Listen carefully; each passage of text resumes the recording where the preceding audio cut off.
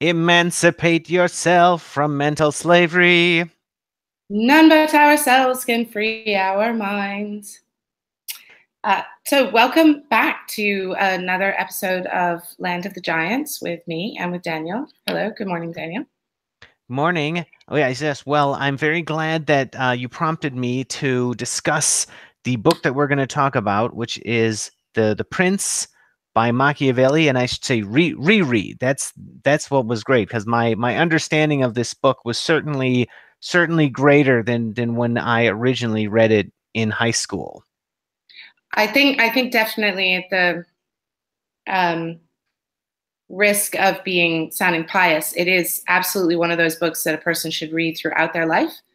Um, yes, it's one that many people are exposed to, often in high school or in introductory college classes.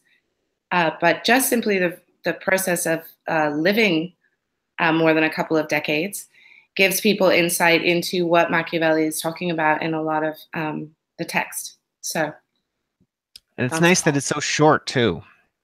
oh, it's brilliant. And like many of my favorite great works, treacherous authors, they are also great stylists. So, um, his work, much like one of my favorite philosophical writers, Nietzsche.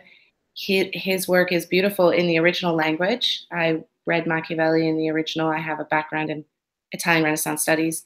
And so his style is easily translatable into English. Yeah, well, I mean, I haven't read him in the original like you have, but I would say that he is very straightforward and clear, and has a a command of his ideas. He's I think able.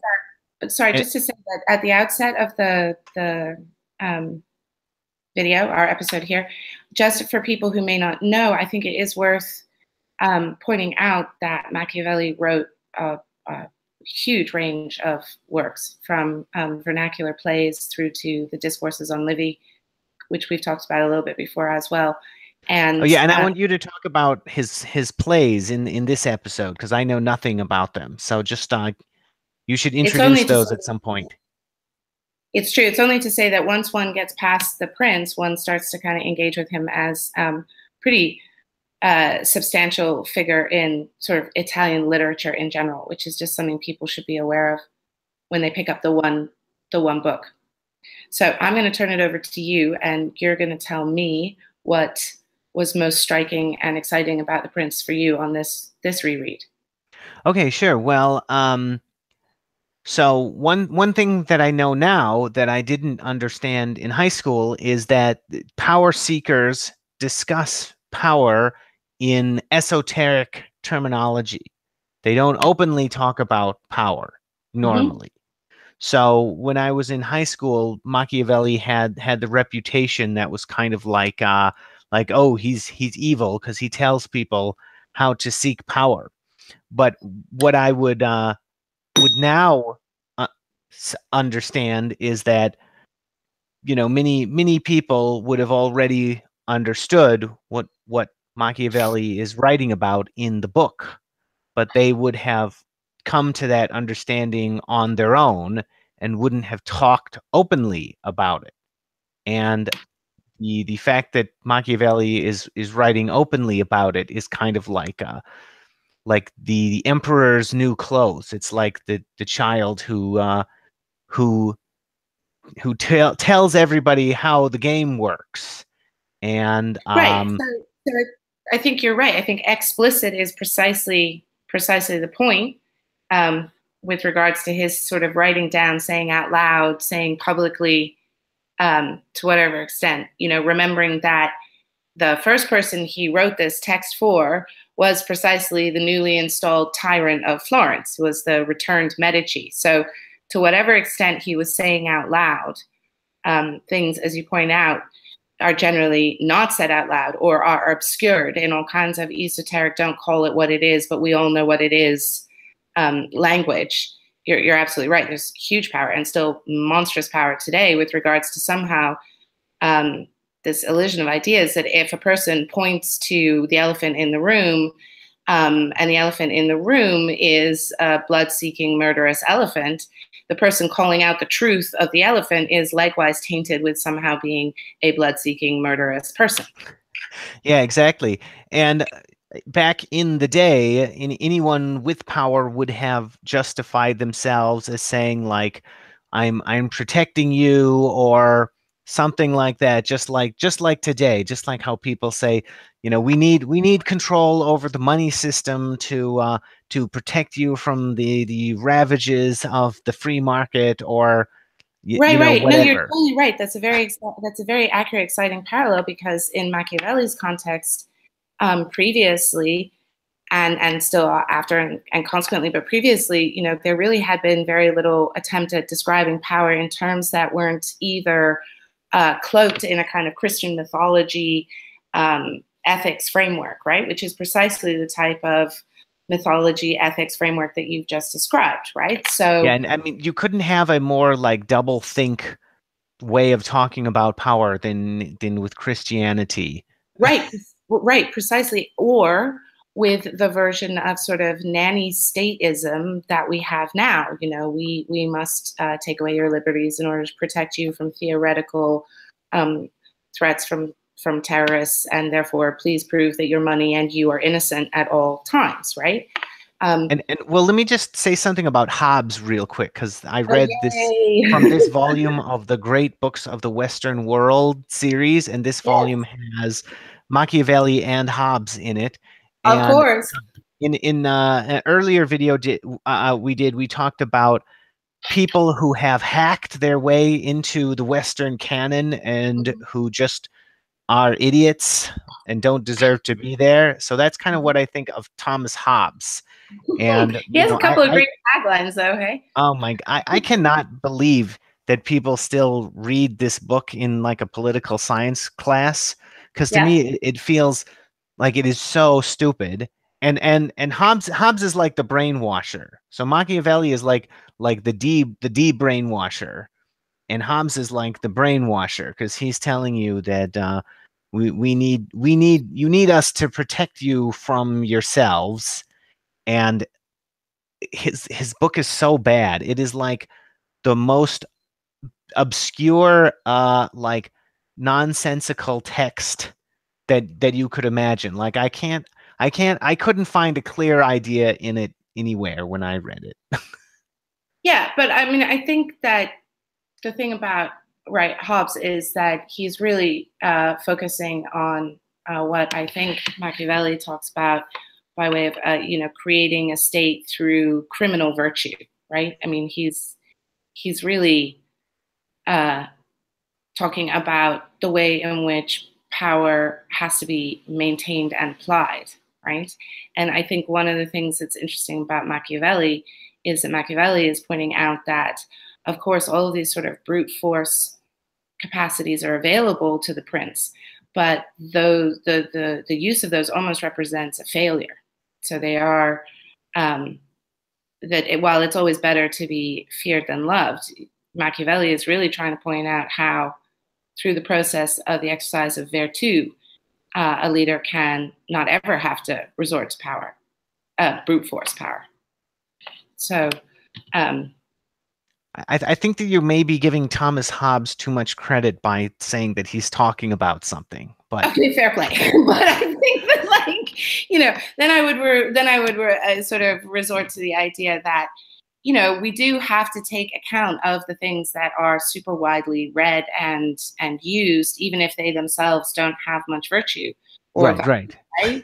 Because we are looking at trying to inform ourselves as to how then other people construct ideas. The point of this show is to reforge the Western canon. So we Absolutely. don't. So, no Hobbes and yay Machiavelli. He's someone that I want to throw out. Excellent. So we'll throw him in there with Rousseau. I mean, we could have a T-shirt of rejected Western canonist people. That would be kind of cool. People you should not read.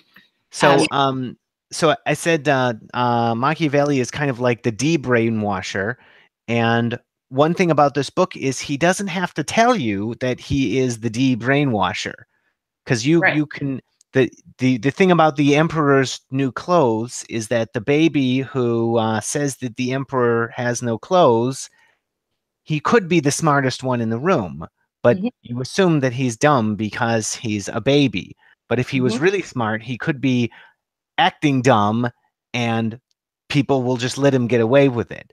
And to me, that is an interpretation that you could take of the prince, where he is acting like he is talking to the prince, and not talking to the peasants, but he is talking in language that you don't need a lot of intelligence or education to understand. Oh my God, that's totally brilliant, right? Because what you're suggesting is that, okay, so follow the kind of shell within shell within shell. There's Machiavelli, who all his life has been a committed Republican, whose own personal values and the life work he did was very much in support of a Republican Florence, not a new state under a new prince, right? AKA the Medici.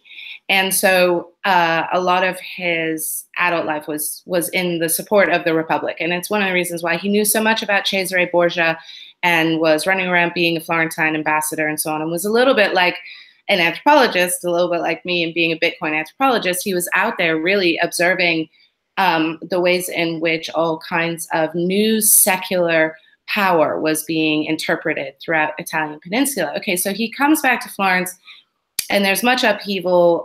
Italy is invaded, and long story short, the Republic dies, and the Medici are reinstated. And Machiavelli is arrested and tortured, and then sent off to live in his little house in the hills. And so there he is as an individual, personally committed to anti-Medici and anti-tyranny. And he writes The Prince within the year as a form of a job application to the Medici. And The Prince is first presented to the Medici in a private printing. Remember, printing's still very young at this time. And so he is effectively presenting himself to the Medici as, now I shall be your tool. I shall teach you how to be the best exercisers of power, how to be the best anti-Republican entities that there are, because I've been out there and studied it, and here is all of this. And as you and I both commented when we've been prepping for this, Machiavelli's style is so clear and so direct that even the dumbest prince and the most basic peasant can understand. So what you've just said suggests, right, that as this work is then published, it's published really much more widely in the 1530s. Machiavelli may have had some kind of subtextual mission whereby if he could write a treatise on how power is actually exercised in a way that the peasant could understand, the peasant could therefore inoculate themselves, or at least see how it is when power is being exercised upon them in all the ways that are not just a guy with a gun. Oh, absolutely. Yeah. And that's why I say Machiavelli is like the de-brainwasher. And Totally. Hobbes is like the brainwasher, because he's the one who uses manipulation. He doesn't talk about power in clear terms. He talks about like the war of all against all, and that's what you need to be afraid of. So I'm gonna come That's in and fix it for you, you know? That's true. And you could go further and say, therefore, that Hobbes's text is actually an attempt, may fail or not, but an attempt at the exercise of power, whereas Machiavelli's text is really a description, a deconstruction of power, right? One is Yeah. trying to wash you, and one is trying to show you how brainwashing functions.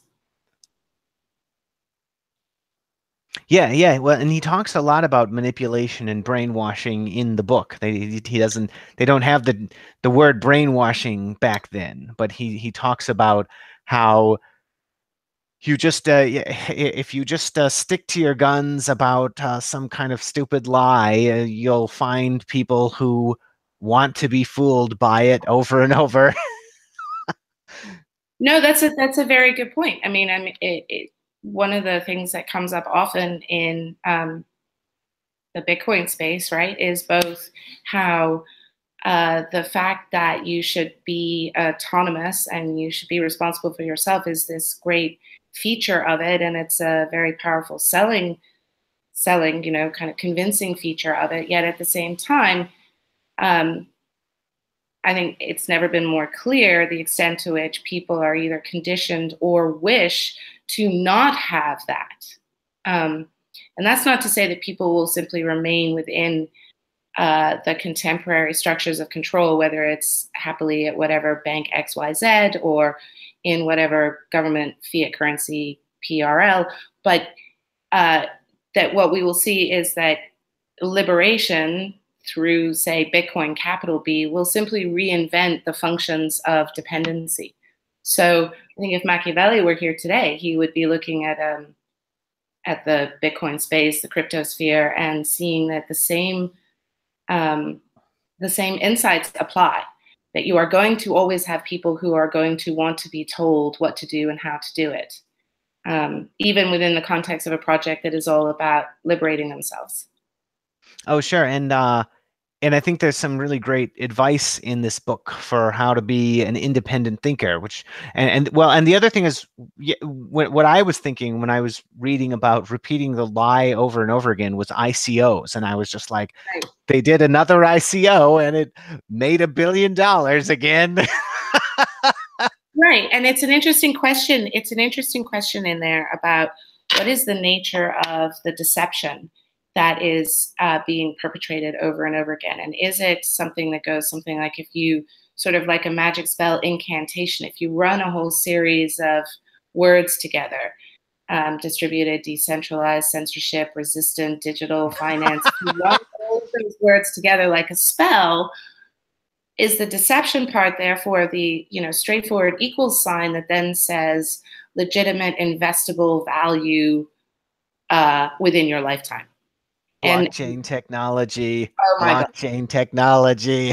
Well, I think our next thinking Bitcoin has to be on, the nature of blockchain as a rhetorical, symbolic, and actual entity. I saw an extension recently that you can plug into Chrome that converts every time blockchain is used into a phrase with regards to a giant, enormous Excel spreadsheet existing on lots of computers. Oh, which I thought everybody should have, we digress. I mean, I think one of the things rereading Machiavelli in English recently for this that struck me was, and maybe it resonated with you, was he talks about how it's always better to choose a side than to try to stay neutral.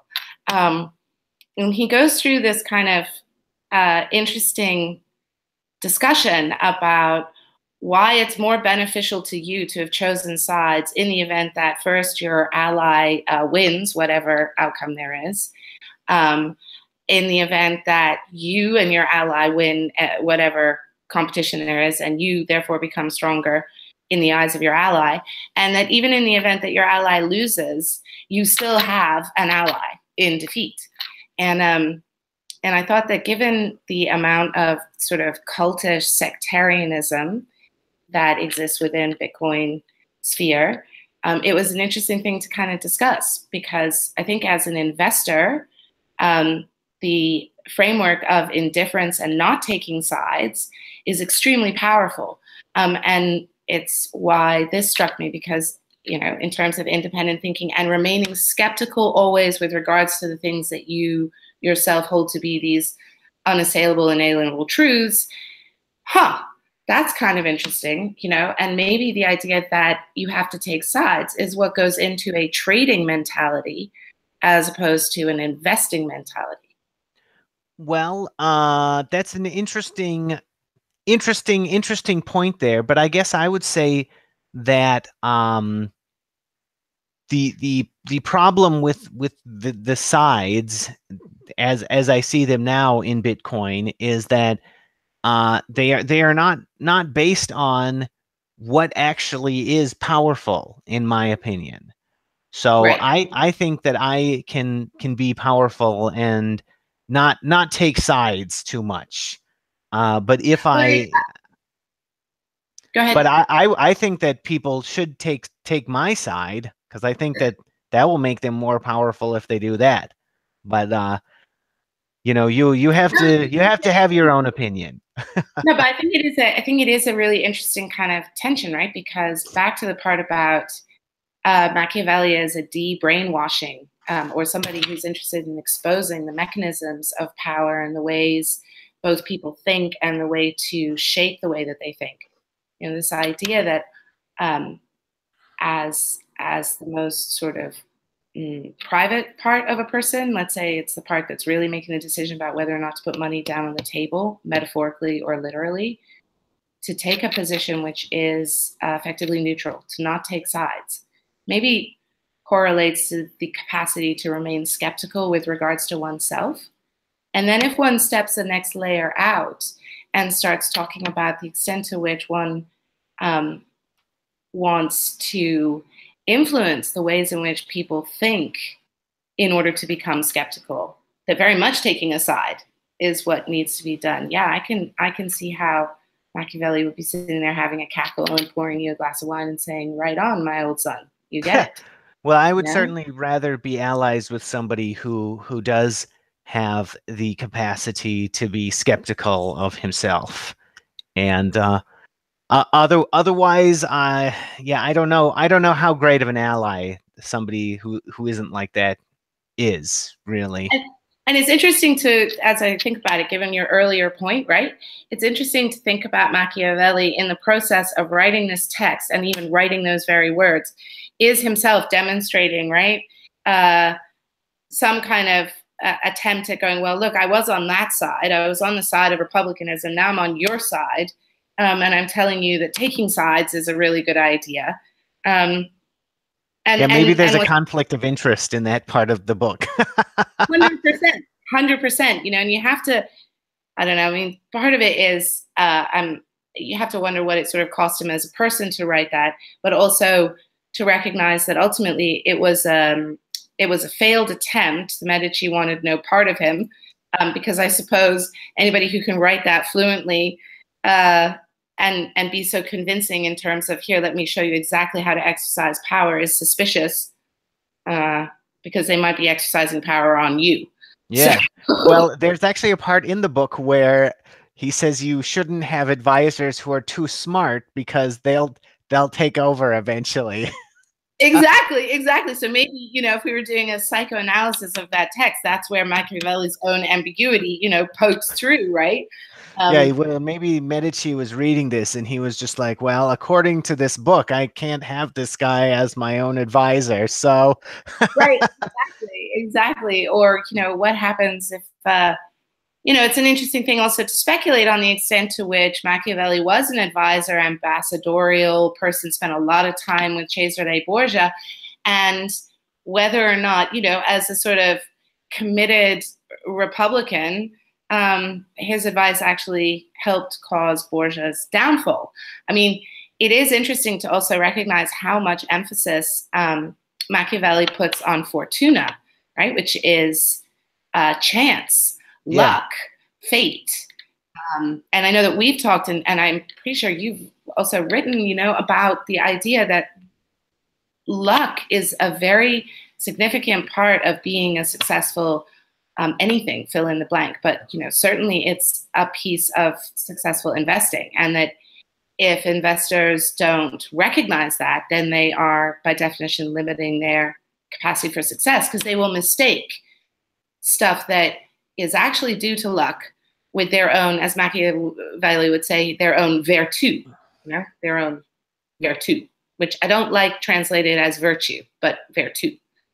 Oh, yeah. Well, yeah, I was just talking with you about this last night. But yeah, I would say that so much about investment success is luck, or doing, starting a business. Well, okay, so one thing that really annoys me is people who admire tech startup CEOs, because to me that's quite random. And there are lots of people who are very good who just never happen to be successful.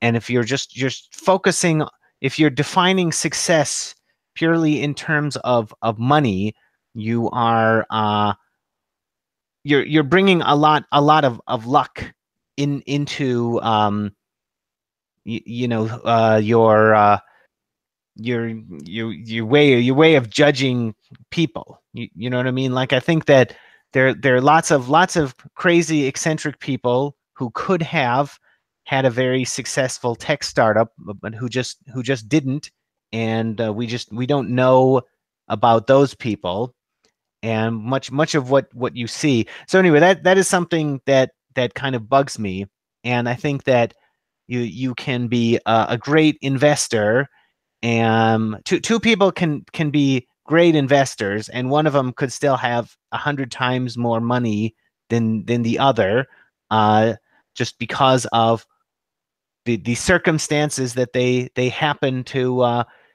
have learned about in the course of their investigations, right?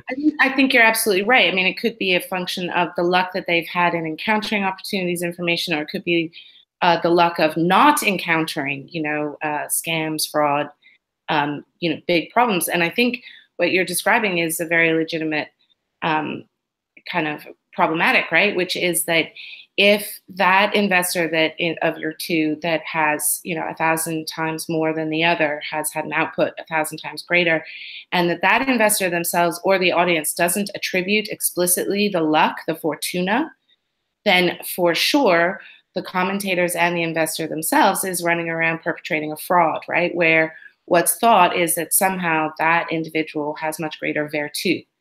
Yeah, And well, I would say that follows. in order to be a great investor, you need to have an internal locus of control, and you need to believe you need to believe in who you are before you're successful. You see what I mean? And I do. that's I think the control thing, just and now I'm speaking a little bit, personally how it feels to me oftentimes is a willingness to be uncomfortable.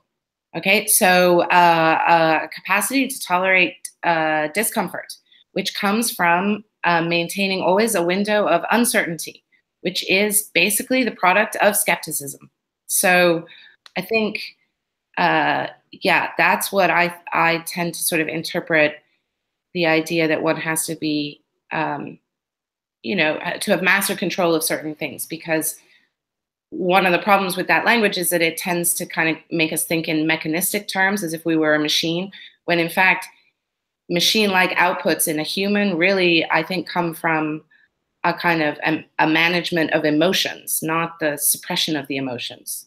Yeah. sure. And one of the things that inspired me to develop the Emperor of Bitcoin character, which I've been playing, was when Roger Ver was sort of shouted down for promoting Bitcoin Cash, and people would say, "Oh, he doesn't know what he's talking about, and he's stupid, and whatever."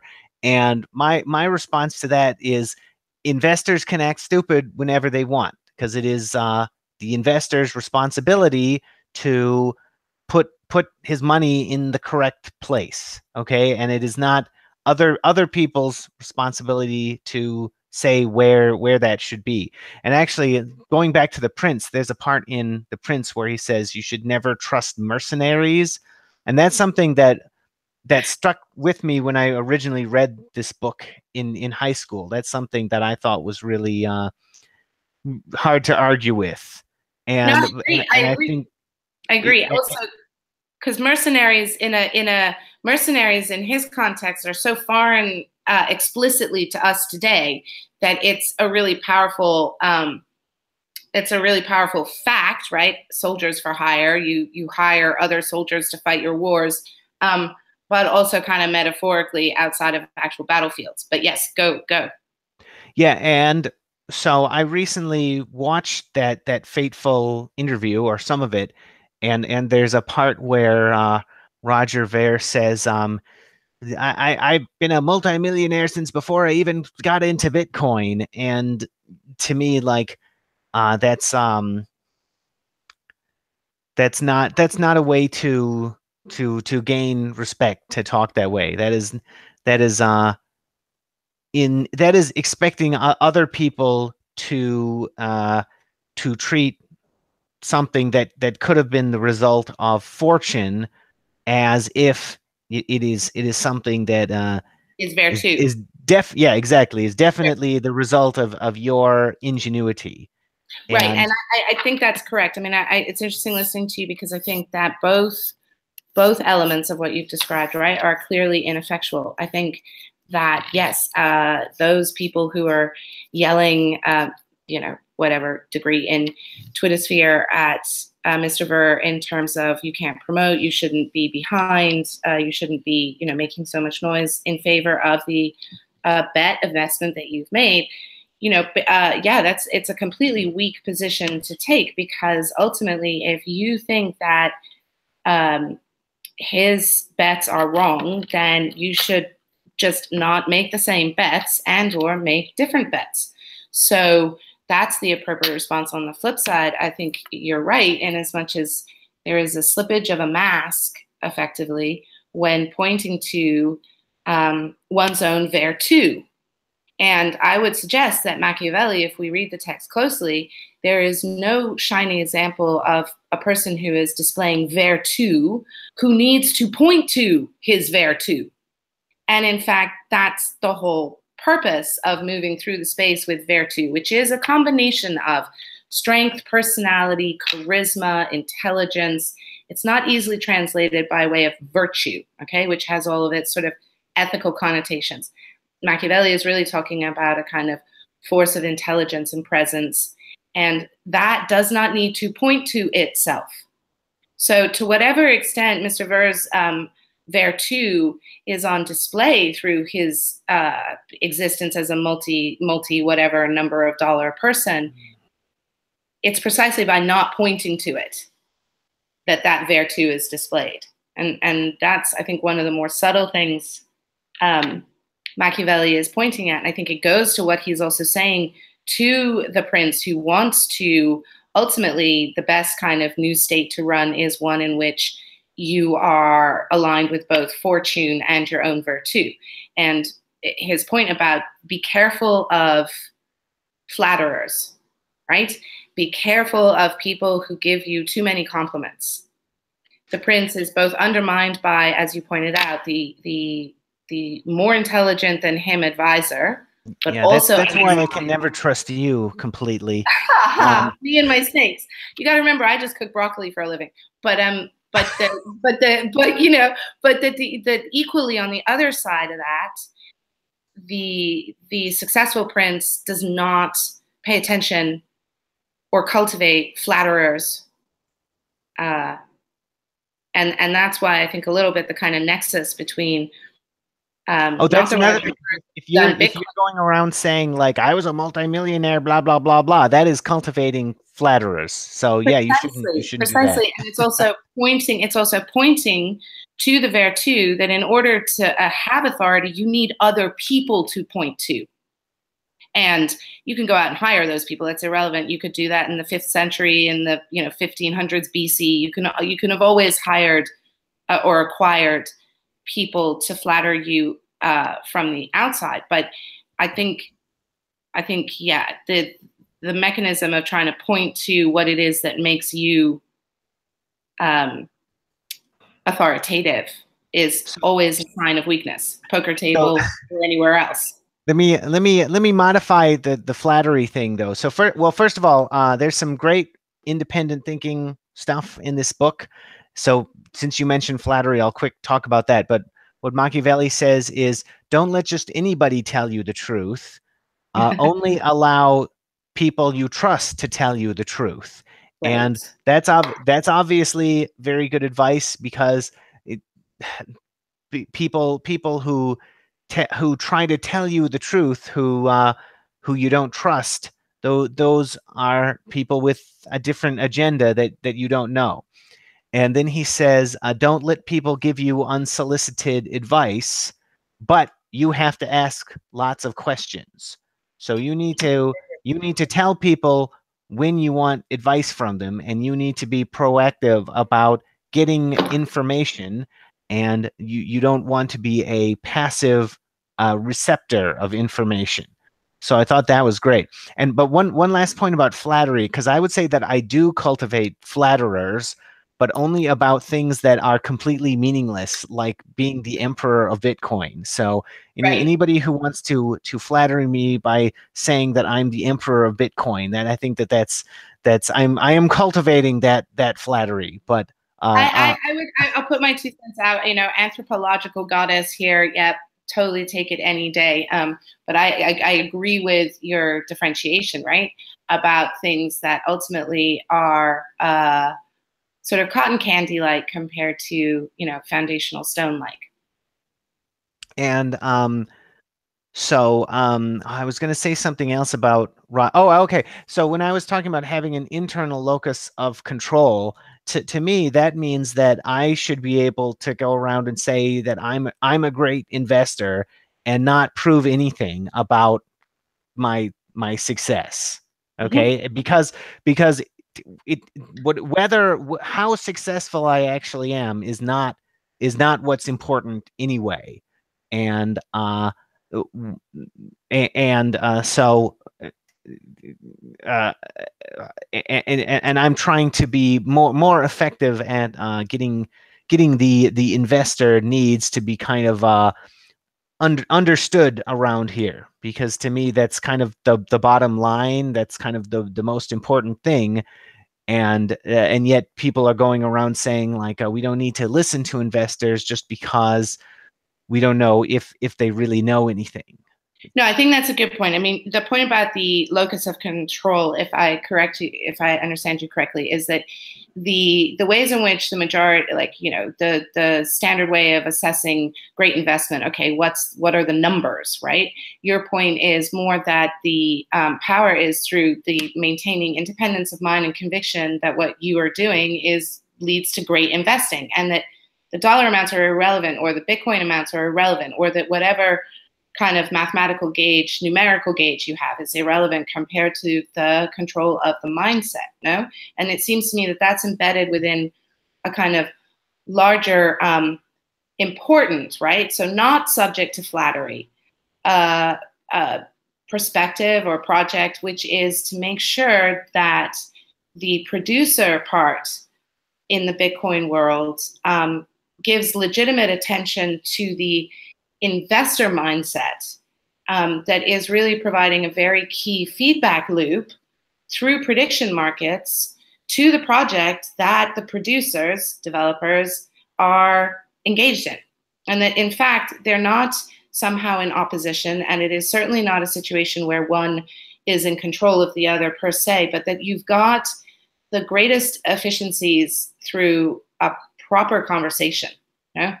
And that while it's abstract, um, prediction markets and prices and the choices that people make, even from positions of total ignorance with regards to where they make their bets, are important pieces of information that the production side needs to take on board. And Oh, well, yes. Well, thanks for explaining that so much better than what I just did. And yeah, to me, the important thing is that the investor needs are understood and addressed, not mhm. that uh, and that has nothing to do with my personal success anyway. Right. Right. It has actually, looping back, to do with the success of the thing that the producers are trying to produce in the first place. Right.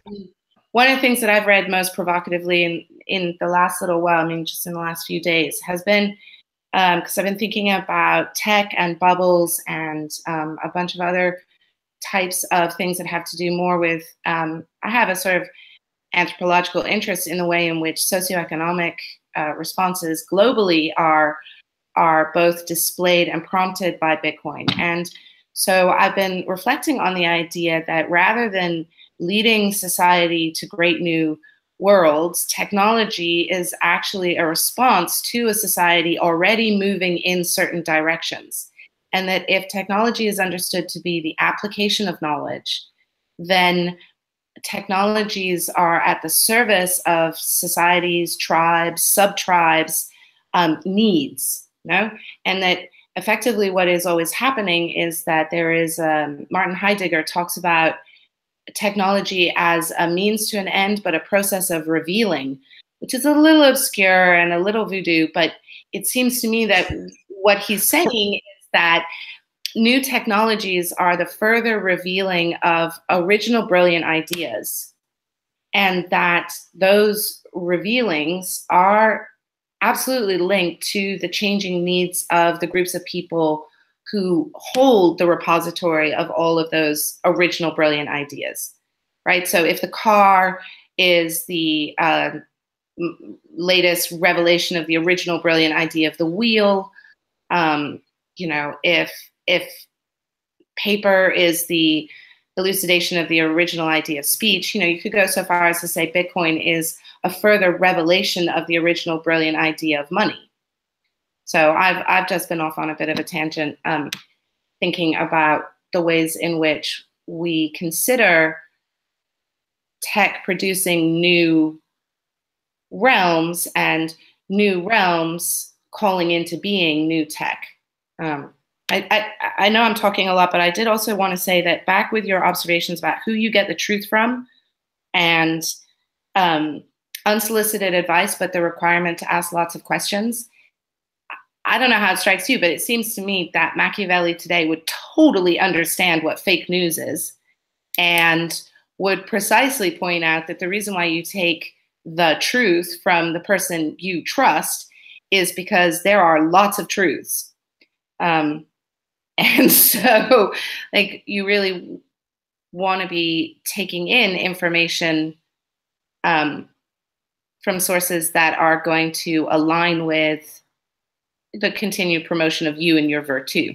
No? Well, yeah, there was a period earlier in my life when I used to listen to a conservative talk radio show for a while, and I was quite a loyal follower for a while, but then one day I realized, like, hey, there's just insane news that happens every day, and none of it ultimately matters.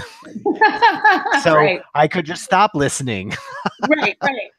A little bit, Chicken Little, man. Like, the world is ending. The world is ending. Yeah, really? Today, this afternoon, is it all falling apart? Oh my God, that is like every conservative talk radio show. I mean, political show, every political show, really. But I mean, one of the fun things about having kind of gone deep into medieval land and stuff was, coming across people writing on, vellum, for God's sake, basically saying exactly the same thing that I was listening to on, the radio coming out. Oh my God, things are so much worse than they were when we were young. They're, God has forsaken the land. And, you're looking at something that's like 1126 or, yeah. 1481 and so on. So there are these tropes that kind of continue through time. But this idea that truth is malleable, and that, a lot of the prince is an awful lot about how the virtuous prince creates and controls truth. So obviously, where they get their own sources of truth from matters. And then that point it's a really powerful point you pull out about don't allow yourself to be subject to unsolicited advice, which is a little bit like, don't just put on the background radio, website, podcast, YouTuber. Like, don't overly expose yourself to unsolicited advice, but make sure you ask questions all the time, which I suppose is a way of listening, viewing. You can listen to all those radios and YouTubers and stuff, but you have to do it with an asking questions of it all the time mindset. Otherwise, you're just, as Machiavelli says, you're just subject to all kinds of influences that don't do you and your project any good.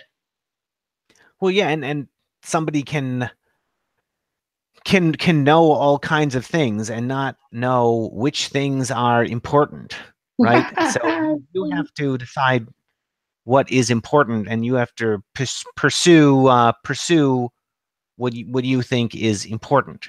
And if you are not thinking about that, then you were probably not getting information presented to you in a way that actually reveals what is important.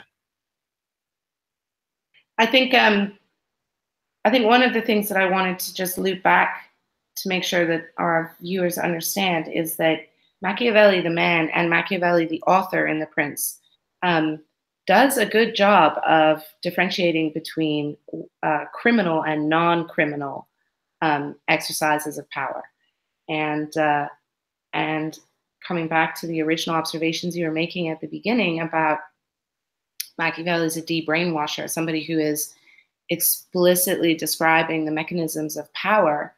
I think it's important for readers to remember. It's quite striking, don't you think, the extent to which he is clear about the fact that, for example, murder and torture are bad things, and yet simultaneously is able to recognize that there are all kinds of circumstances in which the maintenance of power has led people to engage in these things. Well, yeah, and this is one of the powerful things about the book is you can read it and agree that a prince might have needed to murder and torture people to maintain power, but you can also not agree that that should ever be a thing that that we will tolerate. You see what I mean? Right. And I guess a further kind of implication, which is that the best exercise of power avoids that. And, while you were speaking, I was just thinking about the ways in which in a crypto or a Bitcoin space, some of those sort of unethical behaviors can and do exist for reasons that are absolutely about the preservation of any given project, okay? Whether that is trying to acquire 51% miner capacity, or it's many of the things that go on in some of the shadier ICOs and stuff. And so there are likewise Machiavellian cases to be made that we don't like it, we don't want to tolerate it, but here it is. And the goal should be to find a way to do it without having to resort to this, but simultaneously without having to resort to a whole set of unrealistic rules about how please don't exercise power in this way and that way and this way and that way, which to me just gets us right back to where we are right now today. Oh, absolutely. And I can talk about how stupid ICOs are until I'm blue in the face, and that's not going to stop them. Right. The most that I can do is talk about what I think, and hope some people will listen, and that's kind of what Machiavelli might have been doing when he wrote the book. I mean, it's certainly easy for me to imagine that this was all coursing through his mind as he wrote it. I think that's true, and I think that given what we know about his times, let alone him himself, one of the things that is distinctive about the Renaissance is the extent to which educated, aware, and popular culture, but the sort of educated, aware culture starts to focus on this life rather than the eternal life, right? And reframes the consideration of what people do within their life on earth times with regards to an eternity that is more ancient in nature, e.g. to do with fame rather than to do with heaven. And so Machiavelli for sure had ambitions, like many of the people in his, like many people have had the ambition to sort of confront death by creating works, whether those were in the first instance a political state of republicanism in Florence, or through literary works, a way of living on past death. And so, here we are, all of us discussing the prince, whatever it is, 500-ish years later. And I would say he was very successful in what it was that he was trying to achieve beyond simply getting a job position or some kind of place in the Republic again. I mean, in the state of Florence again. I think it's also worth just, reflecting on the fact that the power of the insights that he has with regards to how power is operated may really have only become clear under conditions of imprisonment and torture. Because, like with many things, it's easy to understand. Well, it can be much easier to understand stuff in the abstract, but the experiential knowledge that we get from, say, participating in any of the things that we have studied is really profound. Oh, So well, let me. when they're breaking your fingers, you may have an insight into your theories of power much more so than when you're running around as an ambassador, Yeah. watching them break the fingers of other people. Well, we've talked a long time, but well, let me quick say something about the great work thing that you said, Mm-hmm. and because I think it's a very good strategy to be open-minded to anything you do being great. So you can't bank on that. That's a good investor strategy. You need to be you can't bank on being the greatest ever, but you can be open minded to it. So that's he Machiavelli was saying maybe I can get a new job, and maybe I can have eternal fame as a bonus. And he ended up with the bonus instead of the new job. And And he may also have kind of in the process written through, worked through some degree of personal trauma that then allowed him to live like a really pretty happy little life up there on his mountain farm. And so, the virtue of creating, even in the face of trauma, is definitely something I think people who study Machiavelli should consider. So, well, why don't you quick talk about his play? Because I said we wanted to talk about that. Let's close just to give a couple of minutes on it. Right, for sure. So the Madrigola is his most successful play, and it is one in which really kind of comes out of the tradition of Boccaccio and the Decameron. Boccaccio was writing during the Great Plague. He's one of the trinity of sort of great foundational Italian literature authors, who would be Dante, Petrarch, and Boccaccio. And Boccaccio it sets up a premise whereby he has 10 days, and I believe it's 10 lords and ladies who are all off in a villa hoping to not die of the Black Death, and they tell each other amusing stories. So also in the English language, Chaucer is the natural inheritor of Boccaccio's Decameron. And what's so vigorous about the Decameron, even today, and this is why Machiavelli's Vulgate plays are still readable, is because they are discussing very earthy and very funny scenarios. So much like Machiavelli is explicit about how power works, Boccaccio and Machiavelli in the same tradition, very explicit about the ways in which flirtation, romance, exploitation by friars, monks, virtuous maidens who appear to be virtuous but are not virtuous, much jumping in and out of windows, and pulling the rug over the somewhat idiotic merchant husband's eyes, and so on. I encourage people to turn to the Madrigola as well as any of the other kind of Vulgate pieces that Machiavelli wrote, and the Decameron is much more accessible as a place to start. And yeah, that's effectively what I would say about Machiavelli in his popular culture role.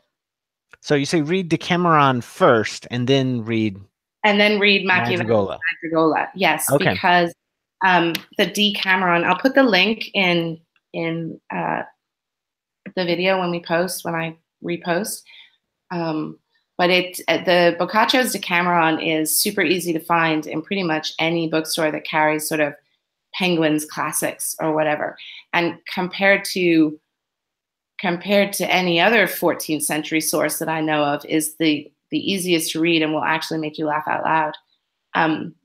And therefore you'll be able to get a better sense of what Machiavelli's play is all about. And then, you know, for anybody who's kind of really into the kind of literary flavor space, anybody who's familiar with Shakespeare's comedies will start to taste Machiavelli and then taste Boccaccio in a lot of the kind of slapstick absurdity, revelation of human foibles, jealousies, insecurities, and the great favorite of the Italians, which are the people who run around unaware of their own ludicrousness. So those that are pompous without knowing. It sounds like there's a lot of lessons for Bitcoin in there. Totally. Totally. And I'm glad you said it, right? So. Okay, well, thank you for the discussion. Join us next time on Land of the Giants. I don't know what we're going to talk about, but you'll find out. It'll be treacherous and it'll be cool. So thank you and see you next time.